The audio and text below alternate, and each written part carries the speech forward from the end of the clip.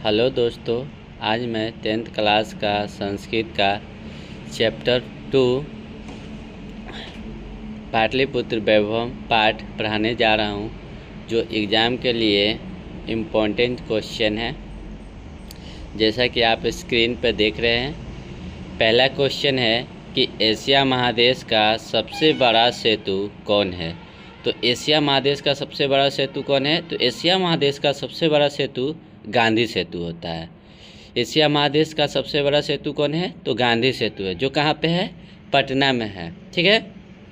दूसरा क्वेश्चन है कि यूनान का राजदूत कौन था। तो यूनान का राजदूत कौन था? यूनान का राजदूत मेगास्थनीज था। यूनान का राजदूत कौन था? मेगास्थनीज, जो किसके दरबार में आया था? चंद्रगुप्त मौर्य के दरबार में आया था, और ये सेल्यूकस निकोटर का सेनापति था।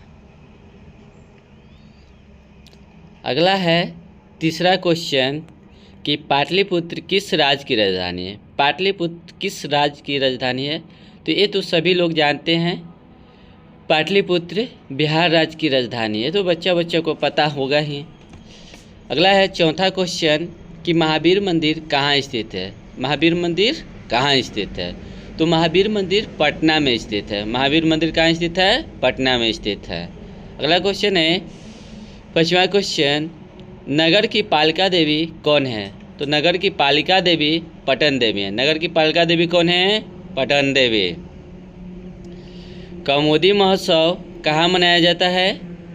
छठा क्वेश्चन क्या है कि कौमुदी महोत्सव कहाँ मनाया जाता है। तो कौमुदी महोत्सव पाटलिपुत्र में मनाया जाता है। पाटलिपुत्र को ही पटना के नाम से जानते हैं। अगला क्वेश्चन है सातवां क्वेश्चन, किसके शासनकाल में पाटलिपुत्र की रक्षा व्यवस्था अति उत्कृष्ट थी। किसके शासनकाल हो जाएगा? चंद्रगुप्त मौर्य। किसके शासनकाल में पाटलिपुत्र की शोभा तथा रक्षा व्यवस्था अति उत्कृष्ट थी? ये हो जाएगा चंद्रगुप्त मौर्य। ठीक है। चंद्रगुप्त मौर्य के ही दरबार में आया था कौन? यूनान का राजदूत मेगास्थनीज, जो अपनी इंदिका पुस्तक में चंद्रगुप्त की जीवनी को लिखा है। अगला क्वेश्चन है आठवां क्वेश्चन कि पाटलिपुत्र का नामांतर क्या है। तो पाटलिपुत्र का पहले नाम था कुसुमपुर या पुष्पपुर। ठीक है। अगला क्वेश्चन है नाइन्थ, कुटनीमताख्य के रचनाकार कौन है। कुटनीमताख्य के रचनाकार कौन है? तो इसका आंसर हो जाएगा दामोदर गुप्त। कुटनीमताख्य के लेखक कौन है? दामोदर गुप्त। अगला क्वेश्चन है 10वां क्वेश्चन, चंद्रगुप्त मौर्य किस वंश के संस्थापक थे। तो चंद्रगुप्त मौर्य जो थे वह मौर्य वंश का संस्थापक थे। मौर्य वंश, इनका नाम ही था चंद्रगुप्त मौर्य। तो ये मौर्य वंश का शासक थे, और मौर्य वंश का ये नींव पहला यही रखे थे। ठीक है। अगला क्वेश्चन है 11वां कि सिखों के 10वें गुरु कौन थे। तो सिख के 10वें गुरु कौन थे? सिखों के 10वें गुरु गोविंद सिंह थे। अगला क्वेश्चन है 12वां कि पाटलिपुत्र का बुद्ध काल में नाम क्या था। जब भगवान बुद्ध पटना आए थे तो उस समय पटना का क्या नाम था। तो उस समय पाटली ग्राम था, एक पाटली नाम का ग्राम था। जब उन्होंने पटना आए थे तो उसी समय उन्होंने कहा था कि यह जो गांव है वह आगे चलकर एक महानगर बनेगा। महानगर तो बनेगा, लेकिन यहाँ हमेशा प्राकृतिक आपदा का भय बना रहेगा, जो आज भी हम लोगों को देखने को मिलता है। जैसे कि आग का खतरा बना रहता है, पानी का लगातार खतरा बना रहता है, और हमेशा लड़ाई झगड़ा होते रहता है। उन्होंने सत्य ही कहा था, जो आज हम लोग देख रहे हैं। चलिए अगला प्रश्न पे चलते हैं। हमारा 13वां क्वेश्चन है कि पटना के किस दिशा में गंगा नदी प्रवाहित होती है। प्रवाहित होना यानी कि बहना। तो पटना के किस दिशा में गंगा नदी बहती है। तो ये हो जाएगा उत्तर दिशा। कौन सा दिशा? उत्तर दिशा। तो पटना के उत्तर दिशा में ही गंगा नदी प्रवाहित है। ठीक है। अगला क्वेश्चन है 14 क्वेश्चन कि किस काल में पटना का नाम पाटलिपुत्र था। किस काल में पटना का नाम पाटली ग्राम था। तो ये भगवान बुद्ध के समय पटना का नाम पाटलीग्राम था। अगला क्वेश्चन है 15वां क्वेश्चन कि गोलघर कहाँ अवस्थित है। तो गोलघर अवस्थित है पटना में ही अवस्थित है। पाटलिपुत्र का इतिहास कितना वर्ष पुराना है। तो पाटलिपुत्र का इतिहास 2500 वर्ष पुराना है। किस काल में पटना का नाम प्रसिद्ध हुआ। तो पटना का नाम प्रसिद्ध हुआ था मध्यकाल में। ठीक है। अगला क्वेश्चन है हमारा 18 क्वेश्चन कि गांधी सेतु पुल कहाँ अवस्थित है। तो गांधी सेतु पुल हमारा पटना में स्थित है, जो बिहार की राजधानी है। पटना शब्द की किस शब्द से उत्पत्ति हुई है। तो पटना शब्द की उत्पत्ति पटनाथ से हुई है। अगला क्वेश्चन है कि पाटलिपुत्र में किस महापुरुष की जन्म स्थली है। पाटलिपुत्र में किस महापुरुष की स्थली है। तो ये हो जाएंगे गुरु गोविंद सिंह। किनका हो जाएगा। गुरु गोविंद सिंह, जो सिख धर्म के थे, जो इनका जन्म हुआ था कहाँ। गुरुद्वारा में। गुरुद्वारा में, जिसके कारण आज गुरुद्वारा के नाम से फेमस है। काव्य मीमांसा नामक ग्रंथ किसकी रचना है। काव्य मीमांसा नामक ग्रंथ किसने लिखा। तो राजशेखर ने लिखे थे। काव्य मीमांसा नामक ग्रंथ की रचना राजशेखर ने किया था। किसने कहा था कि पाटलीग्राम महानगर होगा। तो ये बुद्ध ने बोले थे। हमने पहले ही बता चुका था ये क्वेश्चन। ठीक है। अगला क्वेश्चन है कि किसने अपने स्मरण में पाटलिपुत्र की रक्षा और शोभा का वर्णन किया है। किसने अपने स्मरण में पाटलिपुत्र की रक्षा और शोभा का वर्णन किया है। तो ये हो जाएगा मेगास्थनीज, यूनान का राजदूत, जो इनका पुस्तक लिखा था। इनका पुस्तक की रचना किसने की थी। अभी अभी बताए हैं, मेगास्थनीज। मुद्रा राक्षस किसकी रचना है। तो मुद्रा राक्षस विशाखदत्त की रचना है।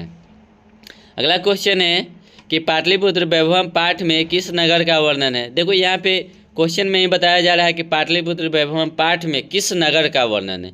तो पाटलिपुत्र वैभवम में पाटलिपुत्र का ही वर्णन किया गया है।